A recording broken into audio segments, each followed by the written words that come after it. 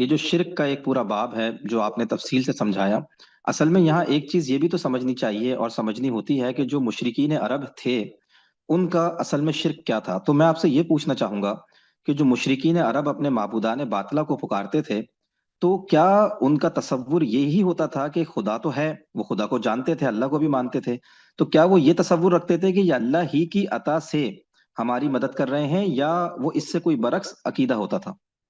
दुनिया में जहाँ कभी भी शिर्क पैदा हुआ है उसमें दोनों ही चीज़ें होती हैं।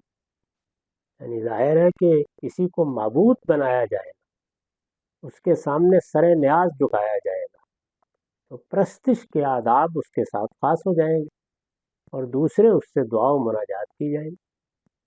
और क्या चीज़ होती, हिंदुओं के यहाँ देख लें, बाकी कौमों के यहाँ देख लें, मसीहियों के यहाँ देख लें, इसके सिवा कोई और सूरत हो नहीं सकती।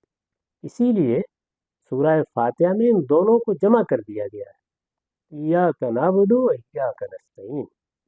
यानी हम अल्लाह ही की इबादत करते हैं, अल्लाह ही की परस्तिश करते हैं, सरे न्याज उसी के सामने झुकता है, वही हमारा आका है, हम उसके बंदे और गुलाम हैं। इसका हम एतराफ़ करते हैं, ये आज़ाद से भी करते हैं, जवारे से भी करते हैं, ज़ुबान से भी करते हैं, और मदद भी उसी से मांगते हैं।